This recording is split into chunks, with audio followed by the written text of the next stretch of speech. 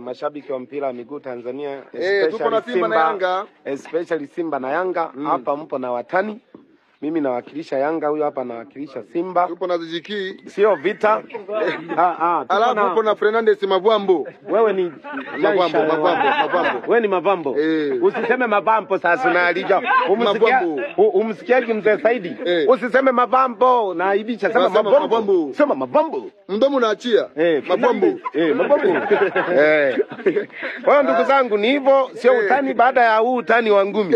Unaweza kukuta tupo meza moja tunakula ila kuna baadhi ya mashabiki mlishatemu hii Simba na Yanga ni kama uadui, mnacharuana wengine mnakunja ngumi. Jamani, huu ni mpira. Alafu sisi kwenye masuala ya mpira jamani tuache kama yalivyo.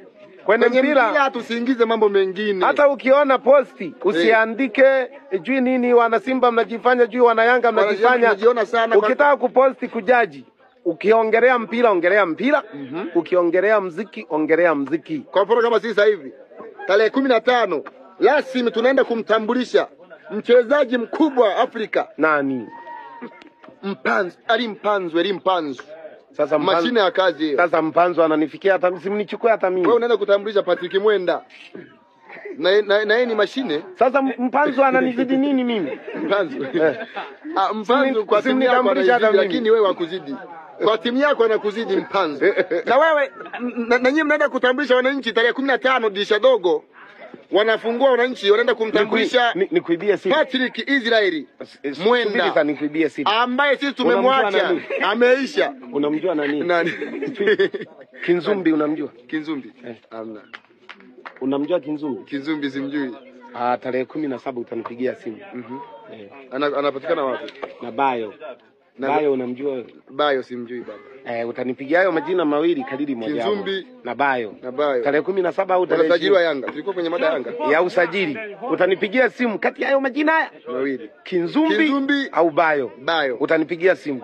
Jamani kuna Kinzumbi alafu kuna Bayo. Alafu tunawasiliana kwenye simu na huyu jamaa. Kinzumbi na Bayo. Imeisha hiyo. Ili ukitaka kutuma comment matusi jamani. Hamna matusi. Hapa tunaongelea mpira au ongelea muziki. Huyu ni semaji wa Yanga. Wewe ni msemaji wa Yanga? Hapana. Semaji la Yanga wewe. Semaji wa Yanga naitwa Alikamwe. Na wewe kwa kanda hii mimi ni mwenda kulima. Mimi ni shabiki wa Yanga kindaki. Una kadi? Sio kadi tu. Nina kadi ya wanachama ya kawaida, lakini na zile kadi ambazo zilitoka zile za milioni 1. Ile black card ile. Ninayo. Ile uji. Na ninalipia. Kwa niko goodi. Uko goodi? Nipo vizuri. Tukiingia kwenye masuala ya mpira sasa, mimi jana bana nilikuwa pale na nili. Wapi?